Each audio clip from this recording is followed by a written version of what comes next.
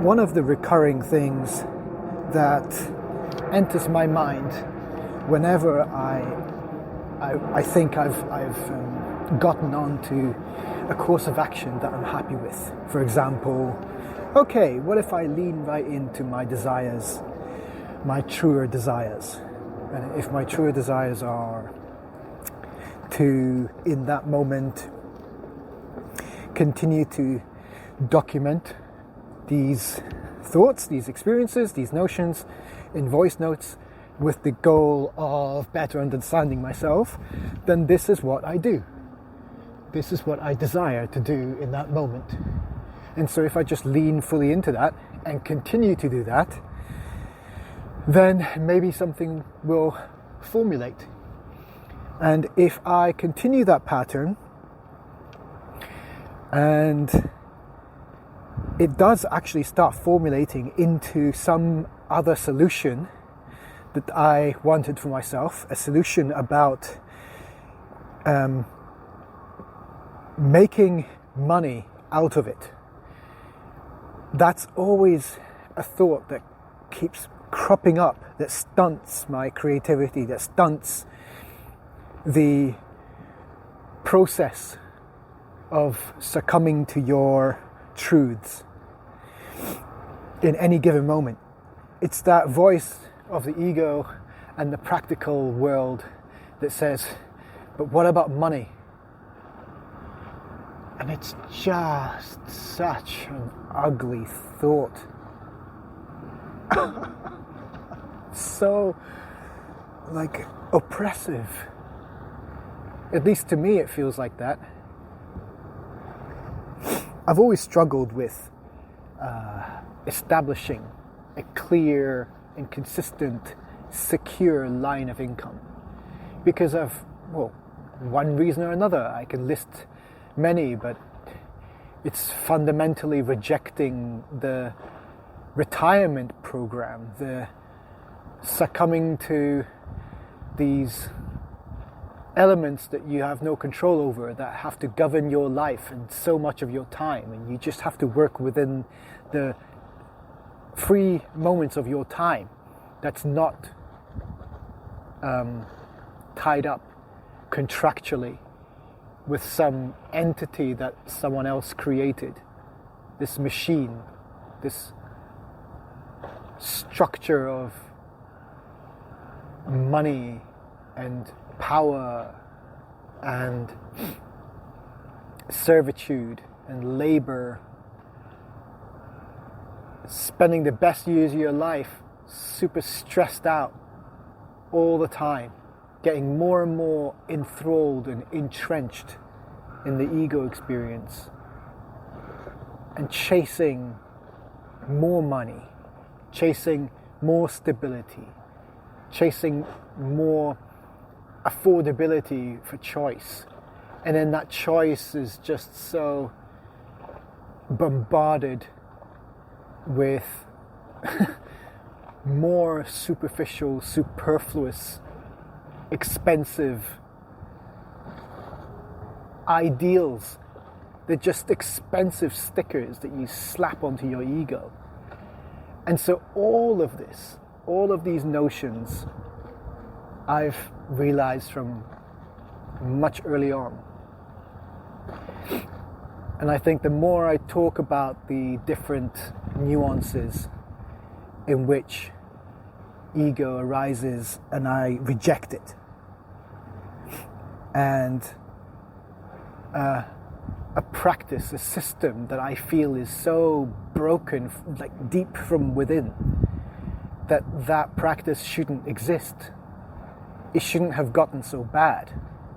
Our relationship with ourselves, our relationship with what is the now, the truth, the honesty and the integrity, the bravery, everything that's involved in realizing truth and not fiction. And I think we convince ourselves so much as a society of all of these falsities, these systems of I mean, it is kind of manipulative, but we've done it to ourselves, really. So it's just self-destructive. I'm deviating and being so too overgeneralized. My point is, it's hard to put in words, into rational, logical language, how I have rejected things of these frequencies, things that feel like this. Everything to do with money, everything to do with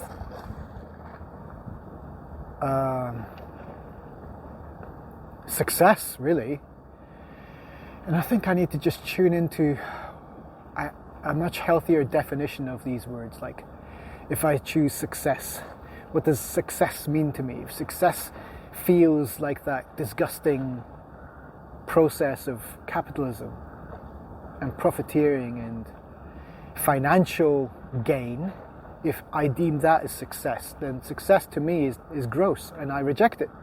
So of course I'm not getting successful because I fundamentally reject it. I've lumped it in with this other gross philosophy.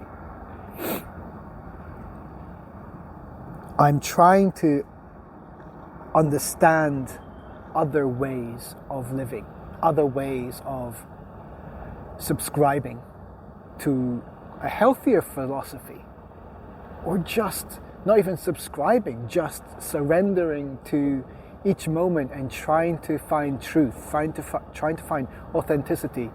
And as long as it's aligned with light, with love, with peace, you are embracing with curiosity, with just peace in your heart. Whatever thing you think of, whatever desire arises, you just lean into that and you allow that to come. And I think a lot of magical unveilings can happen through that process. And that's another crazy notion. But, you know, what is the word crazy? It depends on your perspective. Chaos can be perceived as crazy, as lunacy, of being a maniac. Yeah, it could be. Or you could lean into that side and understand more truths about yourself, that you have more aspects of chaos within you. Or you have more aspects of grace within you than ego. And you just can't understand why people don't give a fuck about Palestine. It's that difference where none of us are the same. And I think this breakdown, this crude breakdown of fundamental characteristics or aspects of ourselves, grace, ego, chaos, I like venturing down this path of discovery, even if it just means that I'm talking to myself. It seems that I gravitate towards this. This is a nice a nice form of I don't know, masturbating my ego because I'm pursuing wisdom. I'm pursuing where I should be following. I should be following my intuition. I should be following my truer desires. So that's why I'm leaning more and more into following and listening and becoming more aware. It's scary because I feel like such a tourist. It's because I am. My sober characteristics are more of ego. And when I really understand that and come to peace with that, I realize, no wonder I'm so conflicted, because I'm also a yellow personality type. I'm also the creative. I'm also the wanderer, the dreamer, the artist. So I'm more of grace when I'm zoned in to my truth. And so that comes in conflict with the rest of the time, which is of ego, in this ego-driven world, where that question, but what about money? It's like a thorn in my side.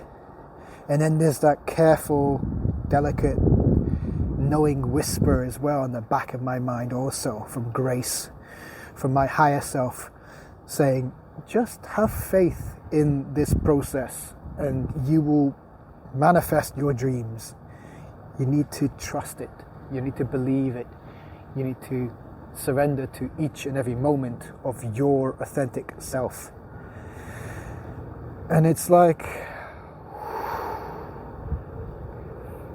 who do you,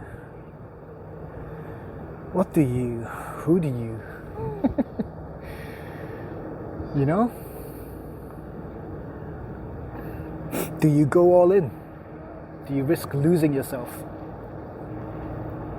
How can you lose yourself?